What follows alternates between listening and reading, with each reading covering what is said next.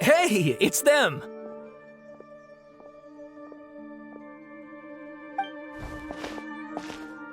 Akaba! Sawada! You're still here?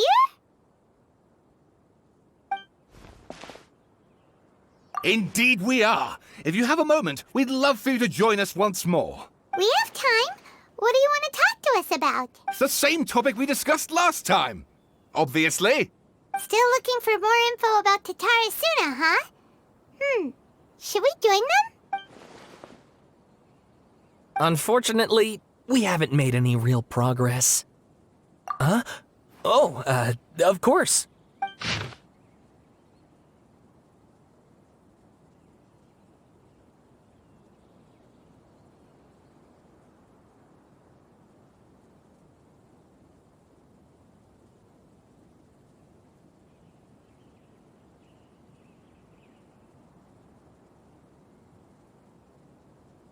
I presume you'll want to read mine as well.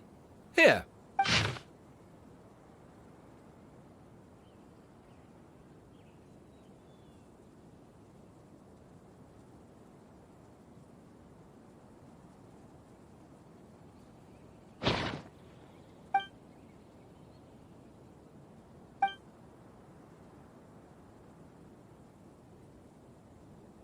Well, what do you think? Hey, Traveler. Remember how last time Akaba was saying how he wished he could gather more information about all this? Well, we just got back from Inazuma. So how about we tell them what we learned? What did you find out? Something big? It's a long story. Basically, we have some friends in Inazuma, and...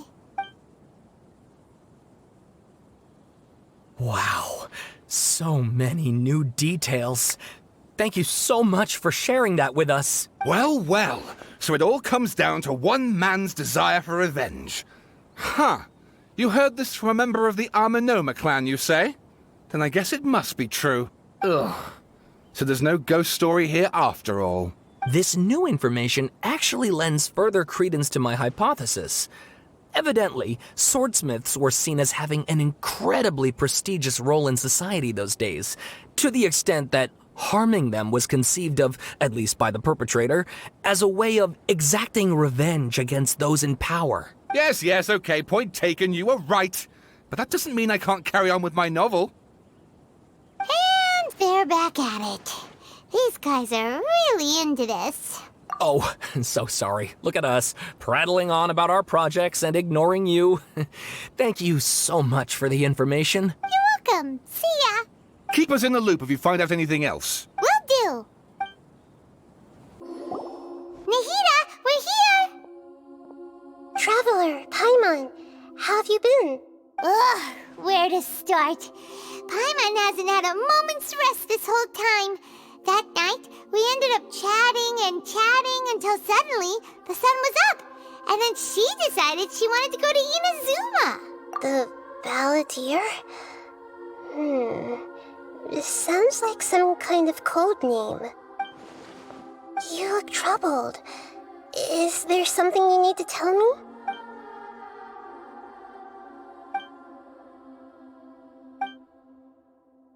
Traveler? Hey, what's wrong? You look so upset.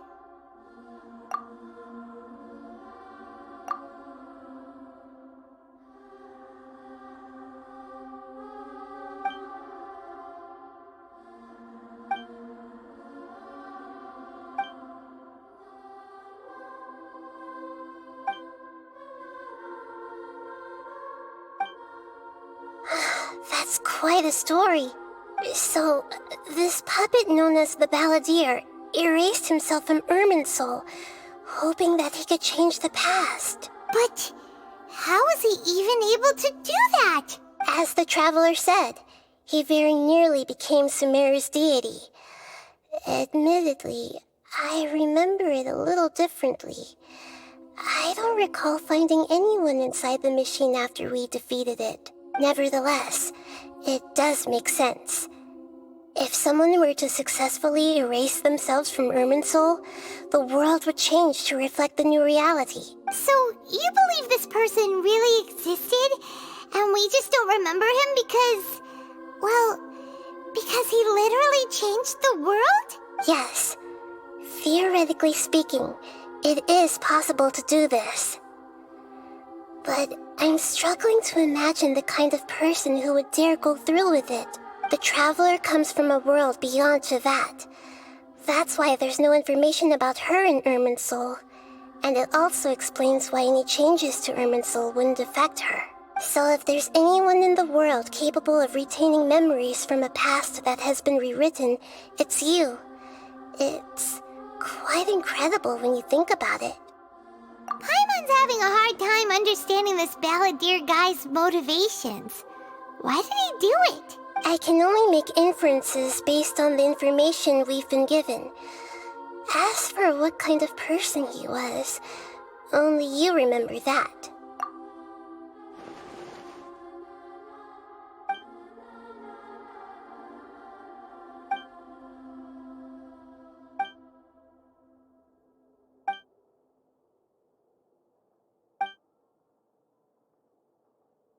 Something else worrying you? Something that you can't share? It couldn't change the fate of the ones who had died, right?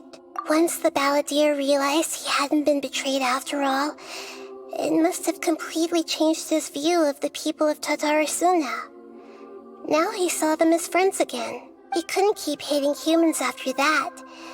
And if he thought there was a chance he could save his old friends, it would be hard not to try. The story makes sense.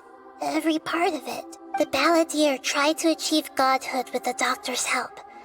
He was unsuccessful, but retained the power to connect with Irminsul. That power then enabled him to change what was recorded in Irminsul and erase himself, even though he didn't have much strength left. Yeah, it does make sense, but it still ended in tragedy for his friends. It just feels so hopeless. He gave everything to do this, but it seems like he got nothing in return.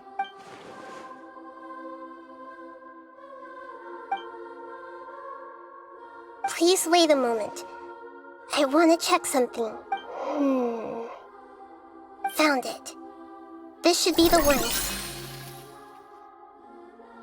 It turns out that I have a strange way of confirming everything she has told us. What is it? A record from a personal collection. It was tucked away in a corner. You should take a look.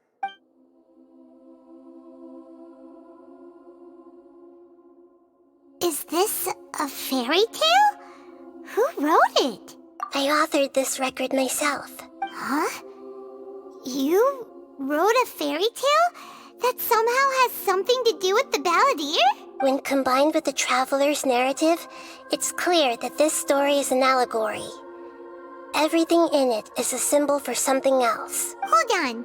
So this record survived from the past? Yes.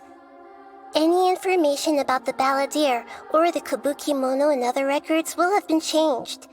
But I wrote this story in a way that means it was left intact. Changing the information in Irminsul changes Teyvat, but Irminsul can't change information that was well hidden in advance. I guess I must have written this story as a backup before the balladeer entered Irminsul. That's incredible! What a great idea! And sending the Traveler into Irminsul with the balladeer must have been a further precaution.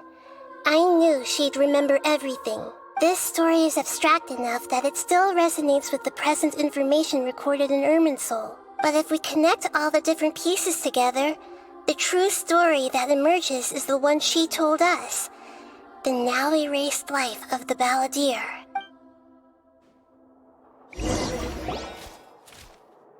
There was once a lone monster draped in fox fur. The monster found a family of foxes, joined them, and they became friends. The monster lived with the family day and night, and everyone treated it as one of their own. Once in a while, the monster would take off its fox fur at night and lament to itself as it gazed at its reflection in the water. I am a monstrosity, yet they are too foolish to see it. I pity them. But the monster soon found solace when another came to live among the foxes who was not their kin. A kitten, carved from the wood of a white tree who had been abandoned by the humans. The kitten too wished to become a fox, but its tail was too slender and it could not grow a coat of richly colored fur. Yet when the other foxes saw this, they spoke words of comfort to the kitten. Even without a tail and fur like ours, you are still one of us. Furious at this happy resolution, the monster lit a fire on the mountain. The terrified animals panicked as the fire spread. The only way to extinguish the flames was to make a sacrifice. A gray fox stood up and addressed the monster.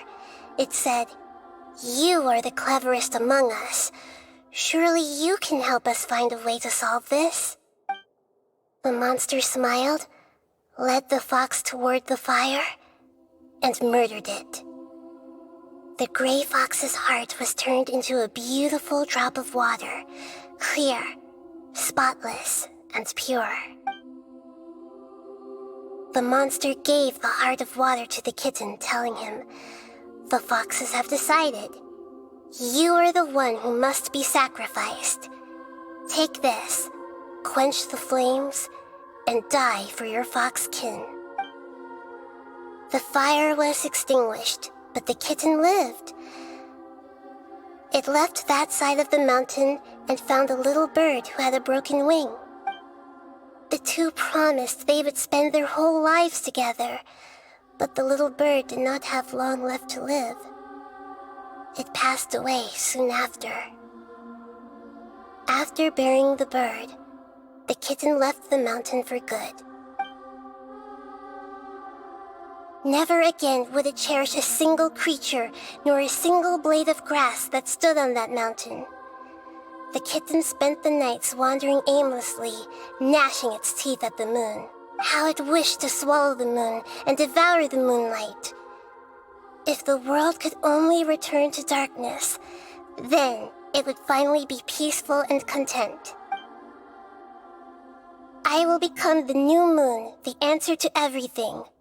Then, no one will know that there were once birds, foxes, and cats in this world. And no one can know that they were different.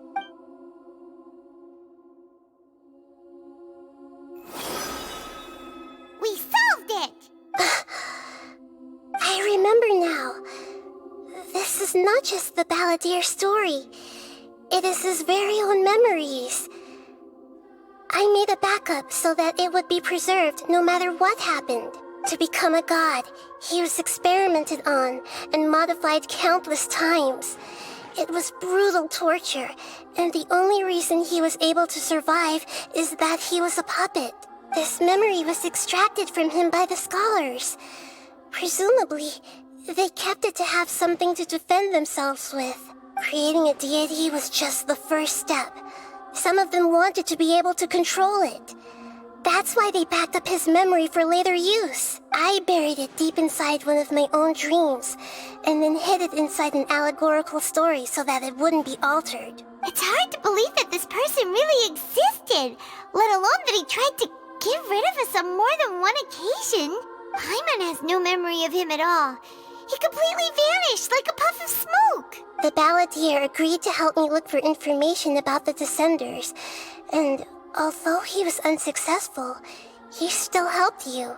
Before he vanished, he confirmed an important detail, that Conria was where your twin first came into this world. We still don't know how the change to Irminsul will affect the senior ranks of the Fatui, but in all likelihood, they won't even remember their own Harbinger. It sounds like Paimon wouldn't like this guy a whole lot if he was still around. But still, Paimon doesn't like the way it all ended that much better. This is why wisdom alone cannot answer all our questions.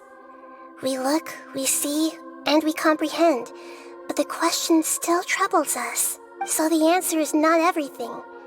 People yearn to find the truth and then conquer the troubles they face. When you give someone the truth, you give them a chance to choose their own destiny. To others looking on, This may seem like a pointless endeavor, but for him, the chance to act on his desire to disappear must have meant a lot. Never forget that even when we walk beneath dark clouds along a road filled with suffering, the light of wisdom is always there, guiding us toward a better destination. And that is what you have been doing all along. Yeah, Nahita's right. Cheer up. How about we go get something to eat? We can pick up this heavy conversation again later. Good idea. Paimon, why don't you take her out for a walk to clear her head? You got it. Come on, Traveler. You need to get out of your head for a while. You'll feel much better after taking a walk. Let's go get a snack from one of the stalls in the Grand Bazaar. That'll be sure to lift our spirits. It must be really tough being the only one who remembers all that. But Paimon's always here to help cheer you up.